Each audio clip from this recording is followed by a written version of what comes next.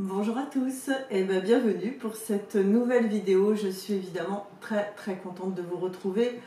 Aujourd'hui c'est une foire aux questions et avant de répondre à toutes les questions que vous m'avez posées, merci. Merci. Parce que vous avez vraiment joué le jeu et c'est super parce que j'ai une toute petite chaîne et vous êtes là à me poser des questions, etc. Et voilà, ça m'a fait chaud au cœur, vraiment chaque jour je lisais les commentaires, j'étais toute contente, un peu comme une enfant, vous savez, qui chaque jour a un petit jouet. Moi c'était un petit peu vos commentaires, oh super.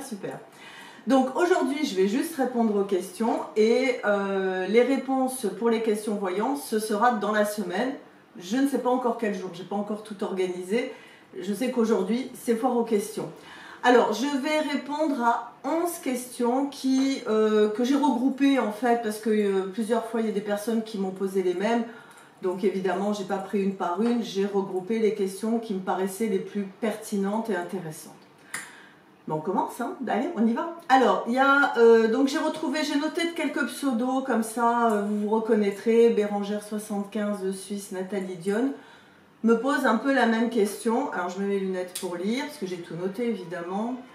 Alors, comment avez-vous su que vous étiez médium et développer vos dons et en faire un métier? Oui, il y a 3 questions en une. Alors, comment j'ai su que j'étais médium? C'est pas venu comme ça du jour au lendemain. Déjà, dans l'enfance, j'ai découvert très jeune, vers 8 ans, voilà, c'est très intime, hein, ce que je vais vous dire, c'est ma vie personnelle. Ça me perturbe un peu cette vidéo parce que jusqu'à présent, je parlais un petit peu des gens et tout. Là, la foire aux questions, on parle de soi. Bon, allons-y. J'ai découvert quand j'avais 7-8 ans que j'arrivais à capter les gens qui mentaient. Ça peut paraître bizarre, mais je ressentais quand les gens disaient des mensonges. Et puis, j'ai eu la preuve à plusieurs reprises que un tel. Alors, je ne parle pas des petits mensonges de gamins, je parle de mensonges importants, d'adultes, à d'autres adultes. Bon, évidemment, c'est dans ma sphère familiale, donc je ne vais vraiment pas rentrer dans les détails, mais vraiment des choses flagrantes, des choses parfois graves. Et je dis, mais là, un tel, il ment, là, une telle ment. Et quelques mois après, le poteau rose était dévoilé. Donc ça m'a vraiment perturbée. Et puis après, je me suis habituée, je savais quand les gens mentaient. Puis je pensais que tout le monde le savait, quoi. Vous savez, quand on est enfant, j'en ai pas trop parlé, voilà. Arrive à l'âge de 11 ans, là, il m'arrive un événement assez particulier. Je fais un rêve et je rêve de la mort de mon arrière-grand-père, qui est parti à un âge respectable, voilà, que j'aimais beaucoup. Et je me réveille vraiment très perturbée. C'est le premier rêve prémonitoire que j'ai fait. J'en ai fait d'autres par la suite. Mais là, c'était la première fois, j'étais toute petite. Du coup, après l'école, je suis retournée je suis allée chez mes grands-parents au lieu de rentrer chez moi. J'ai trouvé ma mère en larmes, toute la famille qui était là. À l'époque, on n'avait pas les portables pour prévenir et tout ça. Et effectivement, mon grand-père était... Donc mon arrière-grand-père, je disais que c'était mon grand-père, mais c'était mon arrière-grand-père, était décédé. Et exactement... Et c'est ça qui m'a encore plus perturbée, de la façon dont je l'avais vu en rêve. Donc je pense que j'ai dû faire un voyage astral. Enfin bon, ça n'a pas été clair. Ça m'a un petit peu terrifiée, je vous l'avoue.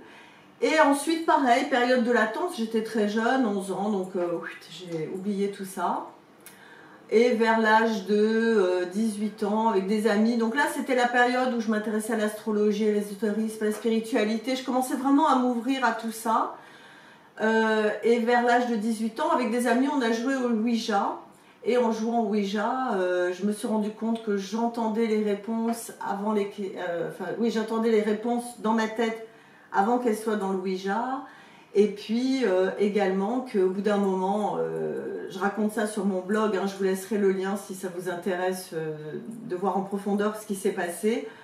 Bref, au bout d'un moment, je me suis rendu compte que le Ouija, c'était en fait mon guide spirituel qui rentrait en contact avec moi et qui m'a dit « tu es médium ». Et moi, je disais « hein, quoi, comment, qu'est-ce que ça veut dire ?» Je comprends pas. Je ne suis pas née dans une famille où on pratique la voyance, l'astrologie et tout ça, même s'il y avait des petites choses comme ça, on me disait « ma grand-mère, elle a des dons, un truc », mais bon, moi, c'était pas mon délire, quoi. Moi, je m'intéressais à l'astrologie, la voyance, les cartes, je commençais un peu à m'intéresser, mais... il n'y avait pas ce côté médium, il y avait toujours un côté quand même rationnel. La carte dit ça, donc c'est ça. En astrologie, Vénus dit ça, donc c'est ça. Voilà. Et là, mon guide me dit par le biais du Ouija, et mes amis étaient là, tu es médium, tu en auras besoin plus tard. Ah bon, d'accord, ok, bon. Ça m'a un peu perturbée. Et après, j'étais un peu en contact avec ce guide qui me disait des choses, qui me parlait des gens, que voilà, il m'arrivait des phénomènes un petit peu particuliers qui m'ont beaucoup perturbée à l'époque. Et puis, au bout de 6 mois, 1 an, j'ai dit stop, stop, stop, moi je vais devenir folle, vous me donnez trop d'infos, j'ai pas la maturité, j'ai pas l'âge. On va tout bloquer, on va tout arrêter. Et quand j'aurai l'âge, la maturité, je veux bien qu'on me redonne ça. Mais là, j'ai pas l'âge. Je fais une petite parenthèse. Il y a beaucoup de jeunes qui me laissent des messages ou qui m'appellent ou en consultation, des jeunes de 18, 20 ans, et qui me disent oui, moi j'ai des dons, j'entends, je vois, nani, nana. Et vraiment, toujours le conseil que je donne, c'est pour l'instant, bloquez un peu. Dites à votre guide, dites à qui vous voulez, j'ai pas l'âge, j'ai pas la maturité. Parce que c'est un petit peu perturbant, on va pas se mentir. Hein. Maintenant, ça va, ça fait 30 ans, j'ai l'habitude et tout. Mais au départ, on est un peu, qu'est-ce qui se passe? C'est vrai, c'est pas vrai, je suis schizo, on ne sait pas, on se pose des questions. Donc moi, vraiment, j'ai demandé à ce moment-là à mon guide, stop, je ne veux plus rien entendre. Laissez-moi être tranquille, normal, voilà, laissez-moi tranquille. Donc après, la vie a fait que j'ai rencontré le père de mes enfants, qui était médium, comme par hasard. On a monté une entreprise de festival de voyance, etc. Lui est parti de son chemin. Moi, j'ai continué sur le même chemin. Et puis, j'ai développé la voyance, etc. Et c'est comme ça que j'en ai fait un métier. Alors, je passe un petit peu vite, hein, vous avez vu, parce qu'on ne va pas rester que 2 heures sur cette question. Si vous voulez plus d'infos, sur mon blog, j'écris en détail toutes les histoires, comment... c'est vraiment des articles, il y a plusieurs articles où c'est comment je suis devenue voyante, etc. Et là, je rentre vraiment plus dans le détail, voilà, si ça vous intéresse. Mais sachez que ça a été une progression. Ok? Première question. Deuxième question, on passe à autre chose complètement, de Marie H.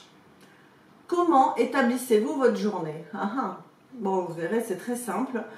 Alors, j'ai les journées rendez-vous, où j'ai les consultations, donc il y en a entre 3 et 4 par jour. Et puis je me réserve toujours 2 jours où je prépare les vidéos, comme aujourd'hui, voilà, je n'ai aucune consultation, il faut écrire. J'ai aussi un petit peu de travail administratif quand même, ouais, quand on a une entreprise, on a toujours des papiers, des machins, des trucs. Et puis je prépare mes vidéos, je les filme, je les enregistre, je les monte, parce que je fais tout de A à Z, donc c'est du travail. Et donc ça, je fais ça en général 2 jours par semaine. Et en plus, surcharge de travail que je me mets aussi, mais ça c'est vraiment pour mon plaisir. Je suis dans la préparation d'un livre, que j'ai commencé à rassembler pas mal d'infos dessus. Et donc là, je vais rentrer en écriture. Donc ça demande aussi du temps, de la concentration. Voilà, donc mes journées, ça se passe comme ça. Et puis le soir, je décompresse comme tout le monde. Hein, voilà, il n'y a rien de particulier. Voilà, ok. Troisième question de Atia ou Atika, je ne sais pas, B. Comment, très bien cette question, comment faites-vous pour gérer les émotions qui peuvent se ressentir lors de vos consultations?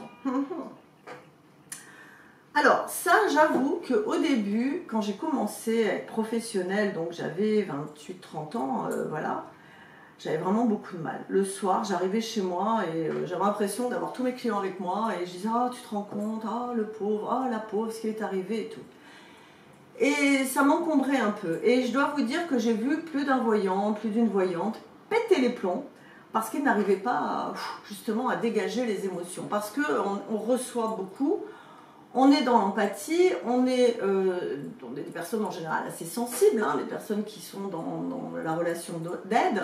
Et moi, ce qui m'a beaucoup aidé, c'est mes études de psychothérapeute. Parce que ça m'a permis de faire, d'avoir du recul, de prendre de la distance. Et maintenant, quand j'ai quelqu'un, voilà, que c'est un petit peu lourd, qu'il y a beaucoup de souffrance, moi j'ai des gens qui pleurent, des fois en face de moi, des fois au téléphone, c'est pas évident.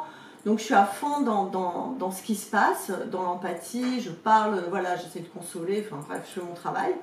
Puis quand la personne s'en va, en général, je vais me laver les mains. Alors, vous voyez, je n'ai pas eu besoin du Covid pour me laver les mains 20 fois par jour. C'est une manie chez moi. Je me lave les mains longuement. Je laisse pas mal mes mains sous le robinet. J'ai l'impression que ça me décharge. Après, j'écoute de la musique, je lis un livre, je regarde une vidéo. Voilà, je me change un peu les idées. Et si ça ne suffit pas, que j'ai eu 2, 3, 4 personnes qui, voilà, c'était un petit peu lourd, je fais ce que je vous conseille tout le temps, c'est-à-dire une méditation. Et donc, il m'arrive parfois dans la journée de faire 2 méditations. une après 2-3 consultations qui ont été un petit peu éprouvantes, et puis une le soir, et comme ça je sais que je recharge mes batteries. Voilà un petit peu comment je fais pour gérer les émotions, et surtout d'avoir ce recul nécessaire pour ne pas s'identifier complètement à la personne qui est en souffrance, quoi. Voilà. Et en plus, juste pour terminer, c'est important d'avoir ce recul, parce que si on est collé à l'émotion de l'autre, ben on l'aide pas, hein. Si vous avez votre cliente qui pleure, vous pleurez, oh, c'est triste ma pauvre dame, ce qui vous arrive, elle va dire ok, t'es bien gentil, mais là tu m'aides pas, hein. Voilà. Donc c'est important d'avoir ce recul, mais il m'est arrivé quand même, je dois avouer, malgré ça, d'avoir certaines consultations où j'ai quand même eu des larmes qui ont coulé, parce qu'il y a des gens ouais, qui vivent des choses très très dures quand même. Voilà. C'est comme ça. Mais en général, ça va. Je sais gérer. Maintenant, j'ai l'expérience et la maturité. Alors, 4e question. Voyez, on y va vite, hein, on passe vite. C'est Françoise là-haut. Votre don, l'avez-vous fait évoluer seul ou avec un professionnel? Est-ce que dans votre famille, il y a des personnes comme vous? Alors, je l'ai fait évoluer grâce à toutes les rencontres que j'ai fait quand j'organisais les festivals de voyance. J'ai fait ça quand même pendant plus de 12 ans, donc j'ai rencontré beaucoup de médiums, d'astrologues, de thérapeutes. Voilà, à une époque, je voyais plein de monde, j'avais une vie à 100 à l'heure, 1000 à l'heure même. Et oui, effectivement, ça m'a fait évoluer dans ma façon de travailler, d'aborder, d'échanger avec les autres. Ah ben moi, je ressens comme ça, ben moi, c'est comme ça. C'est ce qui m'a permis aussi d'écrire mes conférences sur la voyance, parce que moi, j'avais surtout la voyance auditive, d'autres ont la voyance visuelle, d'autres c'est kinesthésique, d'autres me disaient bah moi c'est comme ça. Donc oui, ça a évolué grâce à tous les échanges que j'ai eus avec mes consoeurs et mon confrère, hein, voilà. Alors dans ma famille, est-ce qu'il y a des gens comme moi? Oui, il paraît qu'il y a une grande tante du côté de ma mère, donc on est plus côté maternel, que je n'ai évidemment pas connue puisqu'elle était de la fin 19e, début 20e, qui était voyante professionnelle et qui avait un certain succès et qui était assez douée, paraît-il. Ma grand-mère était assez impressionnante aussi, elle ressentait les choses, elle voyait des choses, elle m'a des fois annoncé des choses comme ça. Je dis oh mamie, parce que quand j'étais jeune je ne comprenais pas trop. Ma mère, j'avoue aussi, est assez surprenante et elle voit des choses, elle dit des choses et ça se passe en général. Voilà, donc elle a aussi ce don et cette capacité médiumnique qui est très très forte chez elle. Et je ne sais pas, on verra la génération suivante, mais je crois que c'est bien barré. Donc oui, je pense qu'il y a peut-être un gène de la voyance, faudrait voir. Donc oui, dans ma famille, du côté des femmes, il y a quelque chose. Ok? Après, Valhang, 5e question. Avez-vous eu un autre métier avant? Oui. Oui, parce que moi, c'est ce que je voulais faire très jeune, quand j'avais 18 ans. Je voulais être astrologue. Et alors, dans ma famille, on m'a dit, non, mais tu rigoles, là, tu plaisantes. Astrologue, c'est vraiment pas un métier, quoi. Non, tu en fais pour un loisir, un plaisir, un hobby, mais c'est pas un métier. Donc, comme j'aime bien parler, communiquer, je me suis orientée vers des études de commerce et j'ai travaillé jusqu'à l'âge de mes 20-21 ans où j'ai arrêté mes études, jusqu'à mes 28-30 ans où je me suis vraiment lancée en tant que professionnelle dans ma médiumnité et après la thérapie. Donc, on va dire qu'il y a 10 ans où j'ai fait autre chose et j'ai travaillé dans beaucoup de commerces. Je dis beaucoup parce que j'étais assez instable, j'avoue. Je n'aimais pas être salariée, je n'aimais pas du tout être salariée. J'avais déjà le côté très patronne, mais bon, dans ma famille, il y a pareil, on a encore le gène du commerce, des entreprises, il y a des chefs d'entreprise, il y a des commerçants, et donc moi, obéir à un patron, j'y arrivais pas. J'étais une très très mauvaise employée, j'étais pas du tout soumise. Donc j'ai démissionné, je partais, je pense qu'en 10 ans, j'ai dû faire 10-15 boulots différents. Après, je ne regrette pas parce que ça m'a permis de savoir m'adapter, de comprendre un peu le monde de l'entreprise. J'ai travaillé aussi bien dans des commerces de vêtements, d'électroménager, de meubles, j'ai fait plein de trucs. Mais je partais au bout de 6 mois, 1 an, j'en avais fait le tour, j'en avais marre, j'avais pas d'enfants, donc je disais allez, ciao, je vais voir ailleurs ce qui se passe. Et j'étais insatisfaite parce que j'avais vraiment envie de faire autre chose. Et on me disait la voyance, l'astrologie, enfin surtout l'astrologie, non, c'est pas possible. Et il a vraiment fallu des rencontres, des opportunités pour que ça s'ouvre, quoi. Voilà, donc j'ai eu un autre métier, j'ai eu plusieurs métiers avant. Alors après, question 6, j'aime Jimissé. Pratiquez-vous certains rituels avant, je lis les notes, hein, là, avant une séance pour se protéger des énergies négatives? Oui et non. Déjà, moi, je pense pas qu'il y ait d'énergie négative chez mes clients. Il y a des souffrances, des difficultés. Donc, effectivement, les énergies sont un peu basses, mais ne sont pas négatives. L'énergie négative, c'est des gens malfaisants, des gens méchants. Moi, j'ai pas ça. Vraiment, jamais, jamais, j'ai quelqu'un de méchant. Ou alors, s'il devient méchant, au bout de 5 minutes, je lui dis au revoir, c'est fini, voilà, la porte, elle est là, ou je raccroche, quoi. Donc, j'ai pas ce genre de problème. J'ai plutôt vraiment des gens, au contraire, bienveillants, gentils, adorables. Moi, vraiment, j'ai pas à me plaindre de ce côté-là. Je sais que j'ai fait une vidéo il y a quelques mois, coup de gueule d'une voyante, qui a eu d'ailleurs assez de succès, où j'explique le genre de client qui est un peu difficile, mais c'est très rare, c'est très rare. Donc j'ai pas d'énergie négative, j'ai des gens en souffrance. Alors le rituel que j'ai, j'ai toujours une bouteille d'eau à côté de moi parce que je parle beaucoup, donc glou glou glou, j'ai besoin de boire. J'ai de la menthe poivrée à côté de moi, de l'huile essentielle de menthe poivrée, je m'en mets un peu sur les tempes, sur le front. J'ai de l'huile essentielle de lavande, je m'en mets un peu sur les poignets aussi.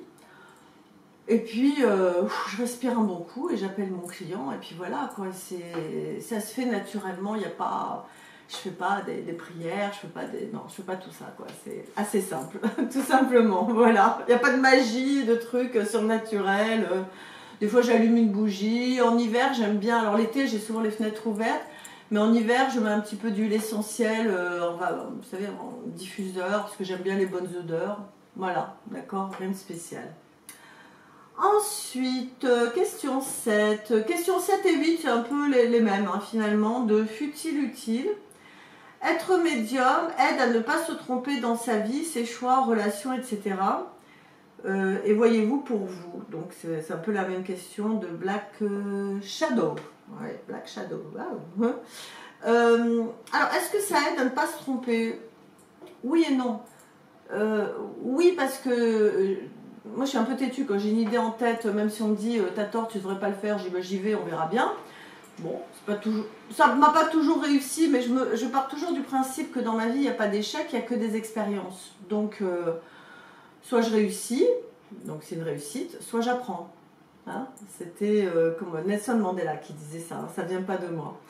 Donc oui, mon guide à plusieurs reprises m'a dit des choses, notamment sur mes choix amoureux. Bon, me dit non, c'est pas le bon. Je dis c'est pas grave, on y va quand même, il me plaît bien, voilà. Il me dit ok, vas-y. Donc il y a eu des choses comme ça, des petits avertissements. Mais en règle générale, mon guide respecte vraiment mon libre arbitre, mes décisions. Par contre, il y a eu une période de ma vie où j'étais un peu en burn-out, j'étais vraiment pas bien. Et là, j'ai été très soutenue.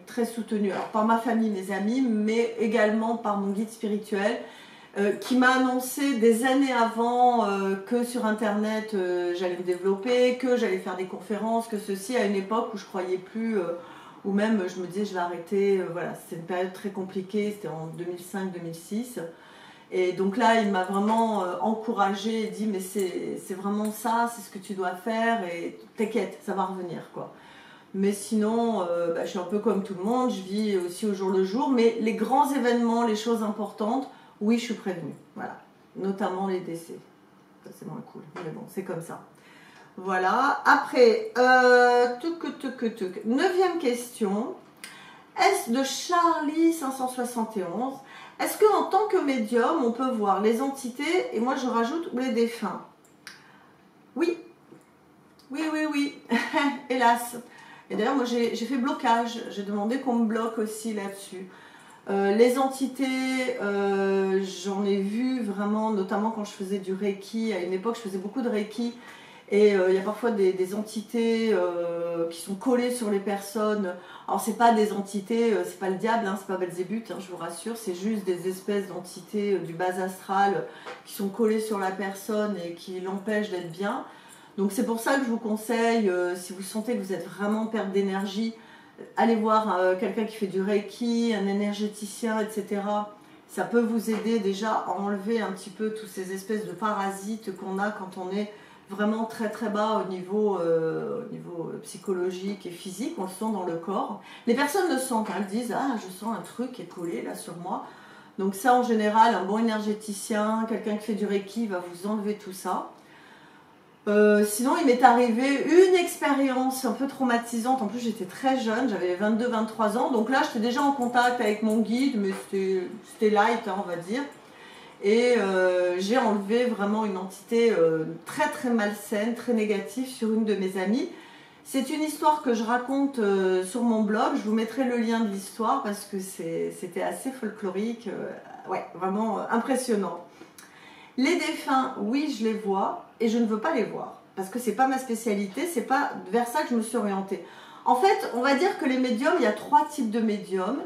Il y a le médium qui est effectivement qui capte les énergies négatives, les entités, le bas astral, qui dégage les personnes, etc. Et c'est difficile pour eux, c'est un chemin qui est douloureux, qui est difficile. Voilà, ils ont souvent aussi des problèmes de santé. Donc ça, moi, je n'y touche pas, c'est pas ma spécialité du tout. Il y a le deuxième type de médiums qui sont à communiquer avec les défunts. Donc il y a vraiment des médiums qui sont très forts là-dedans. Je vous renvoie au livre de Stéphane Alix, je ne me rappelle plus le titre, mais vous cherchez sur internet, vous trouverez, où il a fait une expérience avec des médiums et que ça l'a vraiment impressionné. Donc oui, il y a des gens qui savent vraiment communiquer avec les défunts et c'est leur spécialité. Moi, ce n'est pas ma spécialité. Alors, ce qu'on a fait, on a conclu un accord avec mon guide spirituel. C'est mon garde, c'est pas mon garde du corps, c'est mon garde spirituel. Je sais pas comment l'appeler, quoi. C'est mon guide, voilà. Il me protège un peu des défunts, il me protège des choses négatives vraiment importantes. Mais quand il y a un défunt qui arrive, parce que je suis en consultation, soit en présentiel, soit au téléphone avec quelqu'un, et qu'un défunt veut vraiment entrer en contact avec mon client ou ma cliente, mon guide, il lui fait passer un petit test. Il teste si c'est important ou pas. Si c'est juste pour dire « Coucou, je suis là, ben ça va, t'inquiète, tout va bien », il lui dit « Bah écoute, c'est bon, c'est pas important ». Par contre, quand il y a un message, quand il y a quelque chose d'important à dire, que le défunt a un avertissement, un message, quelque chose d'important, là, mon guide le laisse entrer en contact avec moi. Et j'aime pas du tout. Je vous le dis, moi, j'aime pas du tout être en contact avec les défunts. Je les aime bien, je les respecte. Sauf que l'énergie vibratoire que l'on ressent quand il y a un défunt, s'il y a des personnes qui ont cette sensibilité, ils vont comprendre de quoi je parle. Dès qu'il y a un défunt à côté de moi, je le sens immédiatement, je commence à avoir des frissons là, le long des bras, c'est une horreur, il peut faire 40 degrés dans la pièce, vous êtes frigorifié, donc il y a un truc bizarre, ça monte dans la nuque, ça me donne voilà, un truc, j'aime pas du tout ce ressenti, même si le défunt était la meilleure personne au monde, hein, d'accord, tant qu'elle n'a pas atteint un certain niveau d'énergie, de conscience, c'est pas très agréable. Donc ça m'arrive, mais ne m'appelez pas pour avoir une consultation et que je vous mette en contact avec un défunt. Ce n'est pas ma spécialité, ce n'est vraiment pas ce que je fais. Si ça arrive, ben, je donne le message et je dis au défunt de partir très vite. Je dis hop, hop, hop, c'est fini, au revoir. Parce que je n'aime pas cette énergie et ça me fatigue. Voilà. Moi, la façon dont j'ai de pratiquer la médiumnité, c'est que je suis en contact avec mon guide spirituel, mon ange gardien, qui a une énergie toute douce, vraiment très cool, très agréable, qui me recharge, parce que des fois je suis un petit peu raplapla, je fais une petite méditation et lui me recharge, donc ça n'a rien à voir, voilà. Donc c'est cette médiumnité-là, moi, que je développe. Voilà, voilà. Alors, il reste encore combien de questions? Il en reste 2, la 10 et la 11. Ces 2 questions vont faire l'objet d'une capsule dans les 5 jours que je vous propose, hein, puisque là c'est la première capsule. Donc, il y aura une capsule où je répondrai à cette question de Caracol. En quoi consiste votre activité de coach thérapeute? Quelle méthode utilisez-vous? Je vais faire une vidéo où vraiment je vais vous expliquer les outils que j'ai, ce que j'ai appris, ma façon de travailler et je vous donnerai également 3 cas, je vous parlerai de 3 cas que j'ai été amenée à soigner, voilà, à travailler avec. Donc ce sera une capsule où je ferai vraiment, où je parlerai de mon métier de coach thérapeute qui est quand même différent du métier de médium thérapeute et qui est, on va dire que je suis à 60% au niveau des consultations dans le côté voyance et 40% coach thérapeute. Donc je trouve que c'est un bon équilibre. Et 11e question, donc ça fera l'objet d'une vidéo, hein, d'accord? Comment vous est venue l'idée de créer une chaîne YouTube et comment créer vos capsules. Donc ça, ce sera la dernière vidéo de la semaine, hein, donc vendredi le 4 septembre. Je vous expliquerai justement tout le processus qu'il y a eu avant la création de ma chaîne, comment j'ai créé ma chaîne, comment je travaille mes capsules, etc. Et puis je vous expliquerai aussi d'autres choses. Voilà, je vous demanderai encore peut-être d'intervenir, vous verrez, d'accord, dans cette vidéo. Ben voilà, on est arrivé, 11 questions. Alors je suis désolée pour ceux qui n'ont pas eu les réponses à leurs questions, mais je ne pouvais pas vraiment, il y en a qui m'ont parlé d'astrologie, de choses comme ça. Je trouvais que c'était pas hyper pertinent, donc je me permettrai peut-être de reprendre et de répondre directement dans les commentaires. Voilà. Donc je vous remercie d'avoir écouté cette vidéo. J'espère que ce n'était pas trop long, parce que j'ai pas l'habitude de parler autant de moi. D'habitude, je parle d'autres choses, mais bon, voilà, c'est sympa cet échange. N'hésitez pas à me laisser des commentaires. S'il y a peut-être d'autres questions qui vous paraissent vraiment importantes, j'y répondrai, mais je ne vais pas encore faire une foire aux questions, ça va, quoi. C'est pas mon travail principal. Là, c'était vraiment pour fêter les 10 000 abonnés. On est presque à 10 300. Je suis contente. Voilà. Et comme d'habitude, partagez, likez, abonnez-vous à la chaîne si vous n'êtes pas abonné. Puis je vous dis à demain, ok, pour une nouvelle vidéo. Je vous embrasse. À demain. Ciao.